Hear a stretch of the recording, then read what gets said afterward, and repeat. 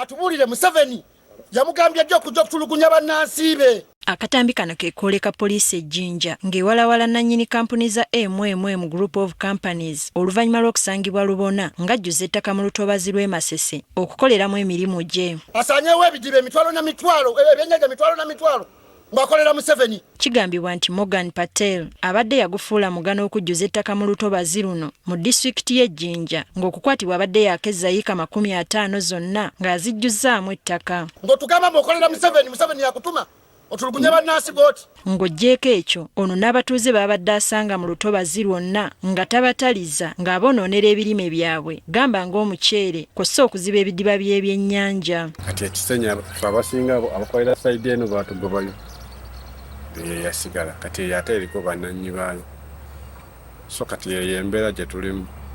Wali olima ki kyennyini? Muceere.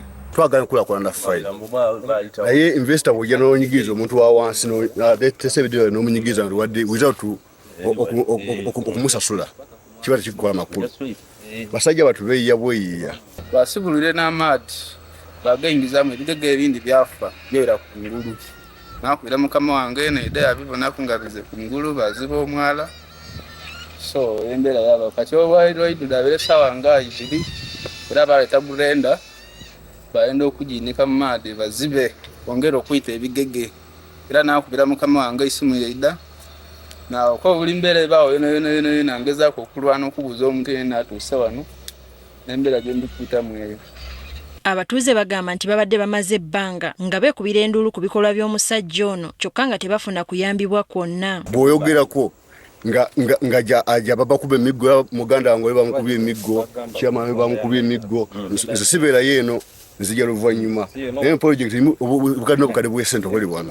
Patel bwe yaida tubaire ku bunkenke wiiki 3 buli lukya twida abantu baida ab'ebitrakita bali kwida kubomowa twabagulirira muleke.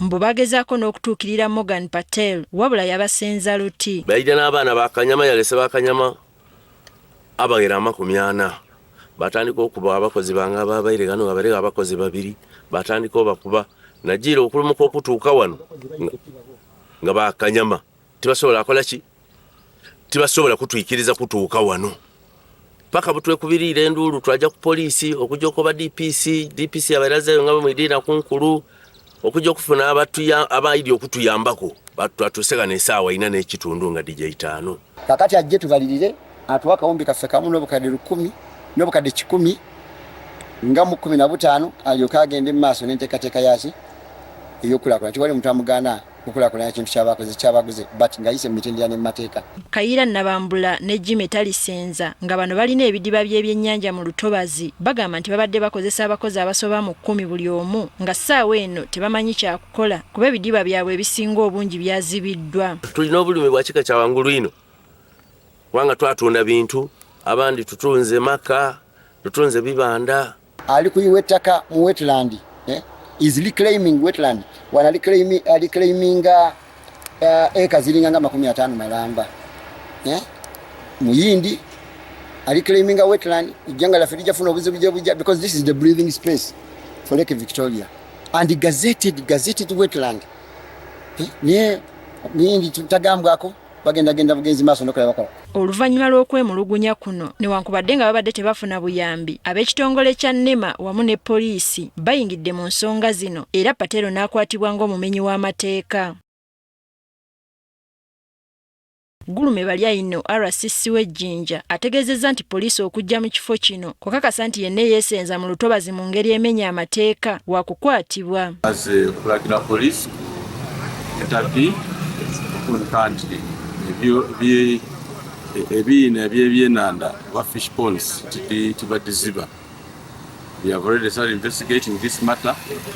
We don't sabotage economic activities. Agamba nti okukola kino kwongera kussa kiragiro kya mukulembeze wa ggwanga mu nkola abantu okulekerawo okwesenza mu ntobazi. Directive of the president ti abantu bakozese amaadi esima ebiina by'ebyenanda basobola okubaala ate lino banga ettaka liryo gwenda alikozesa tuyinza kulikozesa nga tukompensatinze muntu atayire mu investments ze. Kitegeerekese nga poliisi wamu n'ennema bwe bagenda okugenda mu maaso n'okukola ebikwekweto ku bantu bonna abeesenza mu ntobazi.